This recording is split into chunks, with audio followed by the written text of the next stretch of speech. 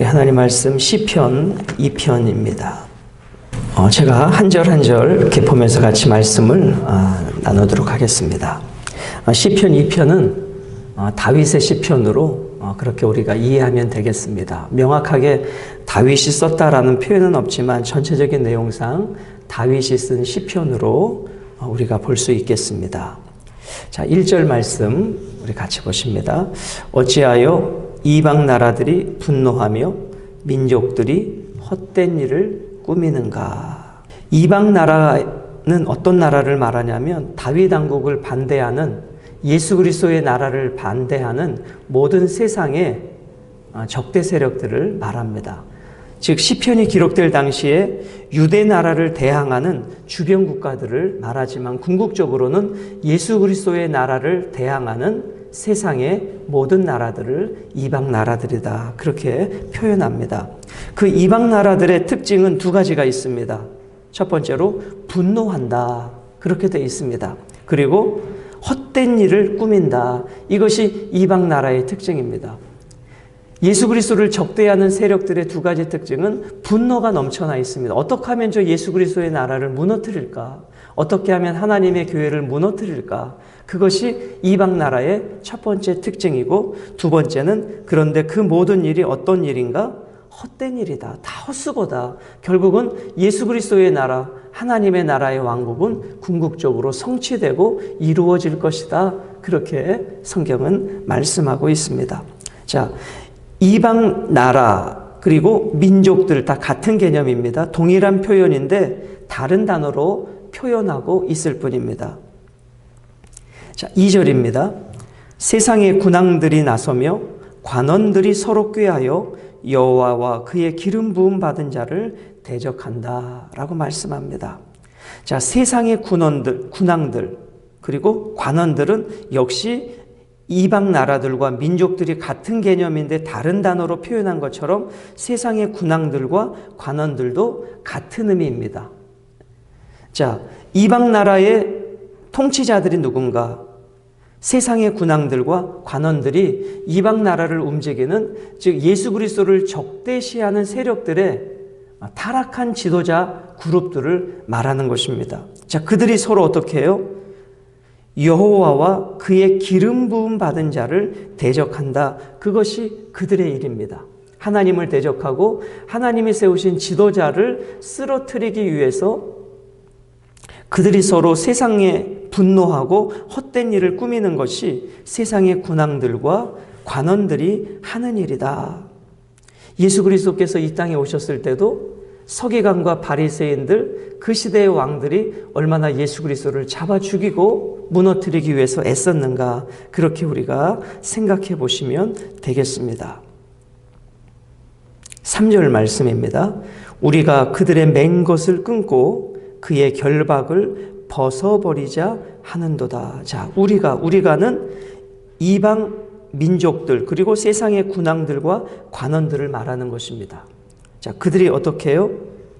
우리가 그들의 맨 것은 하나님과 하나님의 기름 부으신 자들이 행하는 모든 것들을 끊고, 그런 뜻입니다. 즉 다시 말씀드리면 예수 그리스도를 대적하는 자들이 하는 일은 뭐냐면 이런 것입니다. 예수님의 간섭과 예수님의 보호를 불편해하고 그것을 싫어한다, 그런 뜻입니다. 어떻게 하면 예수님의 간섭으로부터 벗어날까? 즉 우리가 계속 쓰는 표현으로 말하면 예수님의 왕됨을 인정하지 아니하고 우리가 이 땅의 왕으로서 예수님의 간섭과 통치 없이 우리가 하고 싶은 대로 살아갈까? 그것이 세상 나라들의 습관이라는 것입니다. 즉 내가 이 세상의 왕 되어서 내가 하고 싶은 대로 예수님의 말씀과 예수님의 법을 떠나서 우리가 하고 싶은 대로 살아가자. 그것이 세상 나라의 공통된 특징이라는 것입니다. 그래서 3절에 이렇게 말씀하죠. 그의 결박을 벗어버리자 하는도다. 여러분, 저는 이 말씀을 묵상하면서 어떤 사건이 떠올랐냐면 바벨탑 사건이 떠올랐습니다. 하나님께서 노아에게 홍수로 세상을 심판하시겠다 하셨고 무지개 언약을 통해서 다시는 물로 세상을 심판하지 않으시겠다 약속하셨잖아요. 그런데 세상 사람들은 어떻겠습니까? 그 하나님의 약속을 벗어버리고 또 어떠한 홍수가 와도 우리가 무너지지 않도록 하늘 높이 바벨탑을 쌓았잖아요. 그게 이 세상의 군왕들과 관원들의 모습이라는 것입니다.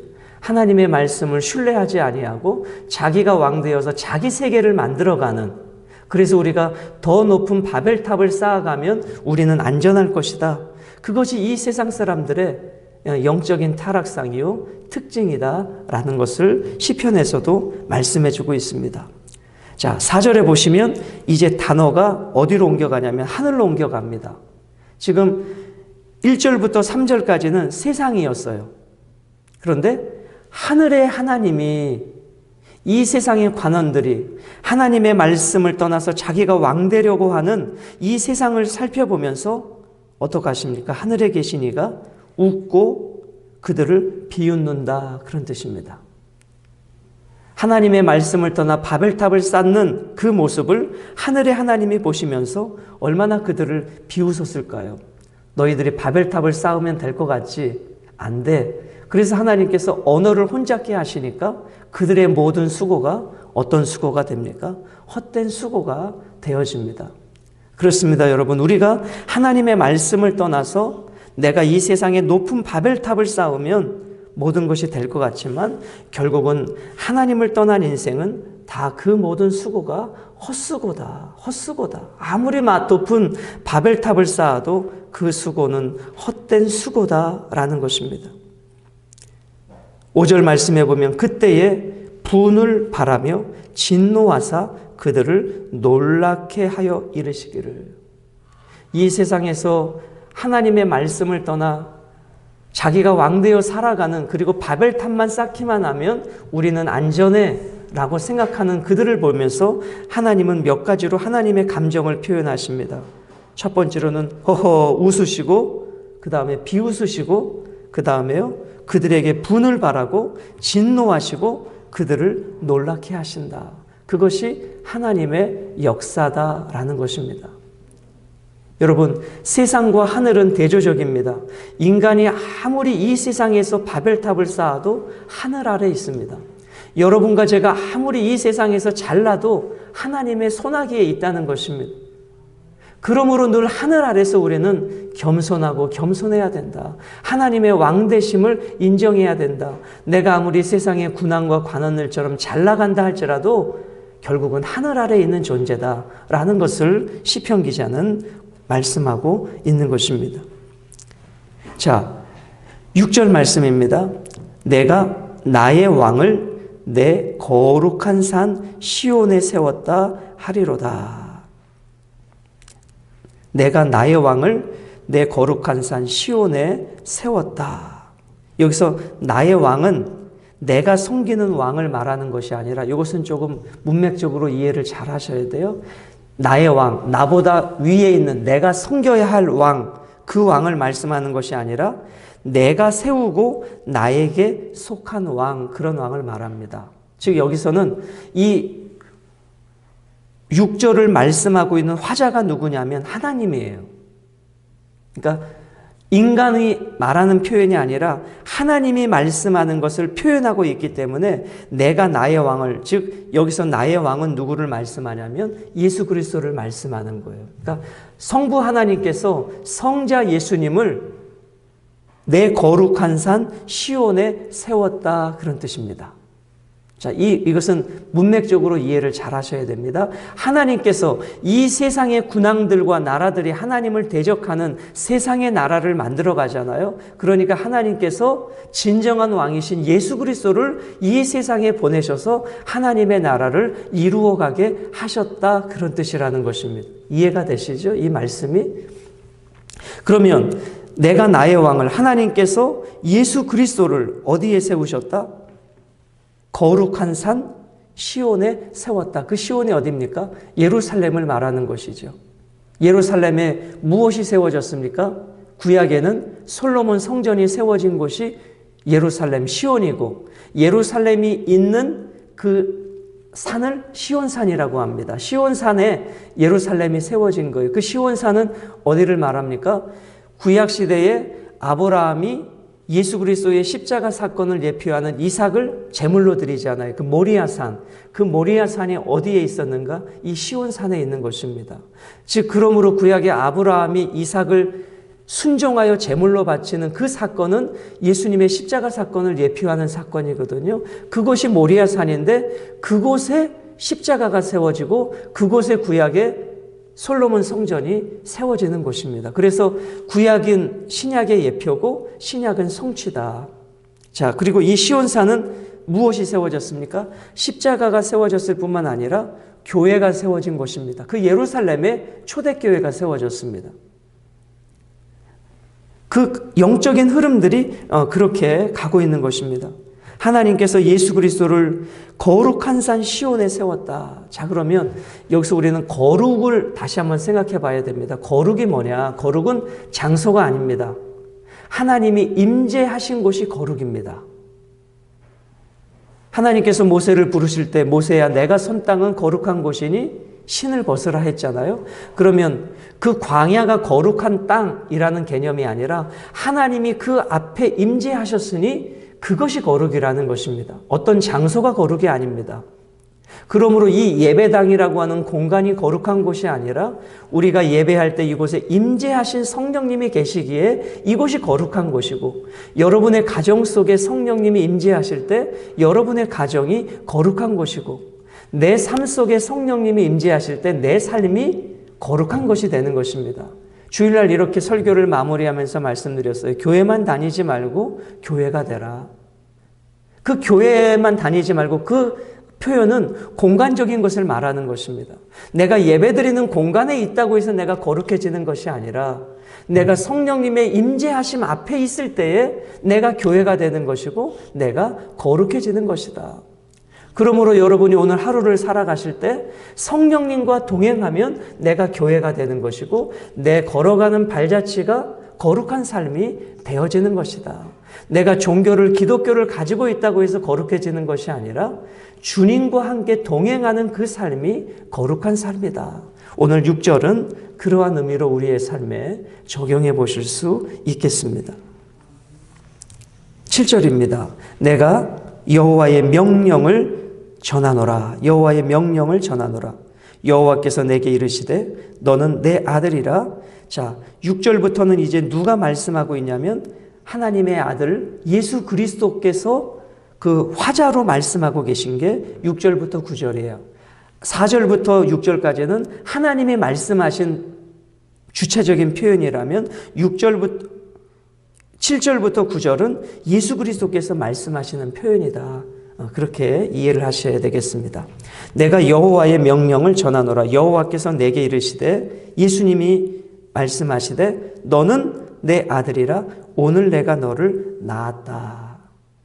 이 표현은 인간의 언어는 부모가 자식을 낳았다. 그 출생의 개념이잖아요. 내가 너를 낳았다. 그러면 하나님께서 예수님을 낳았다. 이렇게 이해를 하시면 이 말씀이 영적으로 안 되는 거거든요.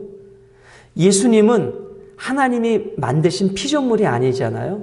영원 전부터 함께 계셨는데 성경의 표현상 내가 너를 낳았다 이렇게 표현해요. 인간의 언어는 그럼 부모와 자식 관계네, 부모가 낳았고 예수님은 태어난 관계네.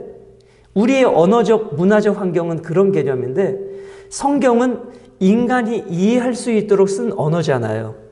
하나님의 언어로 쓰신 것이 아니라 인간의 언어로 썼단 말이에요. 그래서 하나님과 예수님과의 관계를 표현할 때 내가 너를 낳았다 이렇게 표현하지만 인간이 부모가 자식을 낳을 때 그런 생물학적 관계로 낳았다 개념이 아니라 이것을 신학적으로 어떻게 표현하냐면 조금 어려운 표현이지만 영원 출생이라 그럽니다. 영원 전부터 함께 계셨다 그런 표현입니다. 그래서 성부 하나님과 성부 예수님과의 관계는 영원 전부터 함께 계셨는데 그것을 인간의 언어로 표현할 때 내가 오늘날 너를 낳았다 그렇게 표현하고 있다는 것이지 생물학적 관계로 피조물로서 하나님이 예수님을 만드셨다 그런 개념이 아니라는 것을 이해하시면 되겠습니다. 8절입니다. 내게 구하라. 내가 이방 나라를 내 유업으로 주리니. 이방 나라, 하나님의 나라를 대적하는 모든 나라가 결국은 하나님의 통치 아래, 예수님의 통치 아래 들어오게 될 것이다. 그런 말씀입니다. 여러분, 우리가 이 말씀을 우리에게 이렇게 적용해 볼 수 있습니다. 내 영역 속에, 내 마음 속에 아직 하나님의 통치하심 앞에 들어가지 않은 영역들이 있어요. 주님을 나의 왕으로 모시고 살지만 여전히 남겨두어둔 나의 왕국이 있다는 거예요. 이 부분만큼은 내가 아직 주님께 드려지지 않은 내만의 왕국이 있어요. 그 부분까지도 하나님 앞에 드려지는, 그래서 내 삶의 모든 영역이 하나님의 나라가 이루어지는 진정한 예수 그리스도의 왕국이 우리의 삶이 되시기를 주님의 이름으로 축복합니다. 자, 그래서 궁극적으로 어떻게 되냐? 내 소유가 땅끝까지 이르게 될 것이다. 즉 하나님의 나라가 결국은 편만하게 이 땅에 이루어지게 될 것이다. 우리 개인에게 적용해 보면 아직까지 하나님의 소유가 되지 않았던, 내가 왕으로 자리 잡고 있었던 그 영역까지 하나님의 소유가 되어지는 그 삶을 시편은 이야기하고 있습니다. 자, 9절입니다. 내가 철장으로 그들을 깨뜨리며, 철장이라고 하는 것은 쇠막대기를 말하는 것입니다. 쇠막대기, 그것은 강력한 도구를 말씀하죠. 그 쇠막대기로 그들을 깨뜨린다. 무엇과 같이? 질그릇같이 부수리라. 그들은 누굽니까? 세상의 군왕들과 관원들을 말합니다. 예수 그리스도를 대적하는 세상의 모든 세력들은 궁극적으로 예수님께서 십자가에서 사단의 머리를 깨뜨리셨고 주님이 재림하실 때에 그 모든 것은 철장으로 질그릇같이 깨뜨리게 될 것이다. 요한계시록에도 예언된 말씀이지 않습니까? 그래서 하나님의 나라를 철장으로 비유하고 있고, 세상의 군왕들, 바벨탑을 쌓는 그 나라들은 질그릇과 같이 헛된 나라들임을 시편 기자는 그렇게 고백하고 있는 것입니다.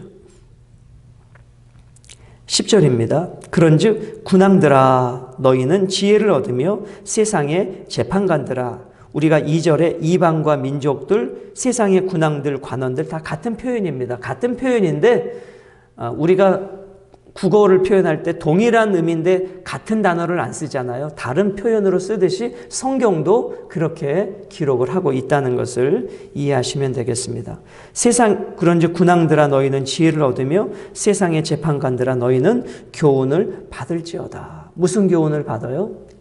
하나님이 왕이시라고 하는, 그래서 하나님의 다스림을 받아야 된다라고 하는, 내가 쌓은 바벨탑은 무너져야 된다라고 하는 그 교훈을 받으라는 것입니다.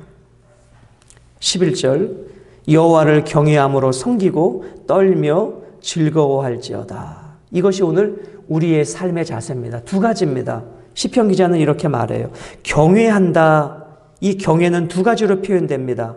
첫 번째로 섬기며 떨고, 그러나 떠는 것만이 아니라 그 앞에서 즐거워하는 삶, 이것이 경외하는 자의 삶입니다. 하나님 앞에서 즐거워하되 하나님을 함부로 대하지 않는 것, 하나님이 너무 무서워서 벌벌 떠는 존재가 아니라 하나님 앞에서 기뻐하되 하나님을 쉽게 보지 않는 것, 그것이 경외하는 자의 삶임을 11절은 말씀하고 있습니다. 오늘 여러분과 저의 삶이 그분을 즐거워하고 그분을 기뻐하되 그분의 말씀을 가볍게 여기지 않는 것, 그것이 경외하는 삶의 신앙인의 태도라는 것입니다. 12절입니다. 우리 마지막 12절은 같이 읽고 말씀을 맺겠습니다. 12절입니다. 시작. 그의 아들에게 입맞추라. 그렇지 아니하면 진노하심으로 너희가 길에서 망하리니 그의 진노가 급하심이라. 여호와께 피하는 모든 사람은 다 복이 있도다. 자, 그의 아들에게 입맞추라. 그의 아들은 누구를 말씀하죠? 예수 그리스도를 말씀하죠.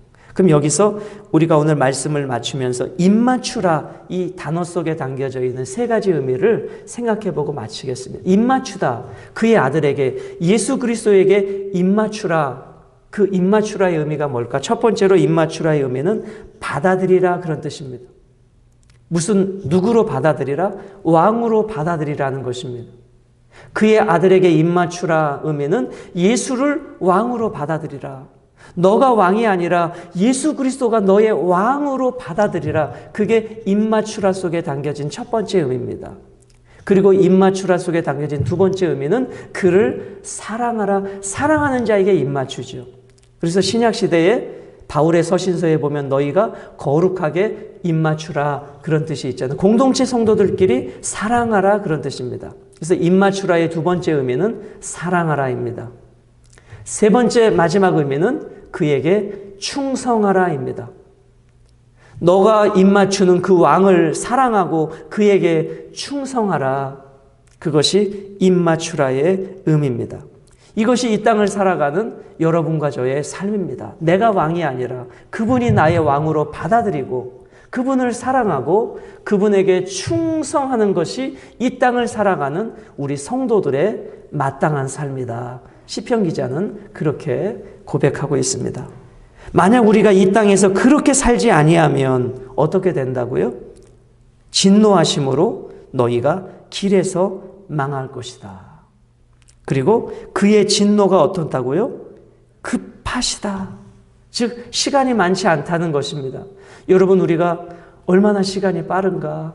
벌써 5월이고 엊그저께 코로나 했는데 벌써 2년 5개월이 지나가고 있습니다. 이렇게 쏜살같이 빠릅니다. 우리가 이 땅에서 얼마나 살지 모르는 그 짧은 인생에 주님의 심판대가 다가오신다. 그러니까 너희는 빨리 예수 그리스도를 왕으로 모시고 그분을 사랑하고 그분에게 이 땅에 남은 시간 동안 어떻게 살라고요? 충성하라. 너희가 왕 되어서 헛된 삶을 살지 마라. 그렇게 살 시간이 없다라는 것입니다. 마지막 부분에 이렇게 말씀합니다. 여호와께 피하는 모든 사람은 다 무엇이 있도다? 복이 있도다. 복이 있도다. 여러분, 오늘 이 세상의 군왕들과 관원들에게 피하여 바벨탑을 쌓는 인생이 아니라 여호와께 피하여 그 안에 보호받고 안전받는, 그리고 오늘도 그분께 입맞추는 이 멋지고 아름다운 승리의 삶을 오늘도 살아가게 되시기를 주님의 이름으로 축복합니다. 우리 기도 드리시겠습니다.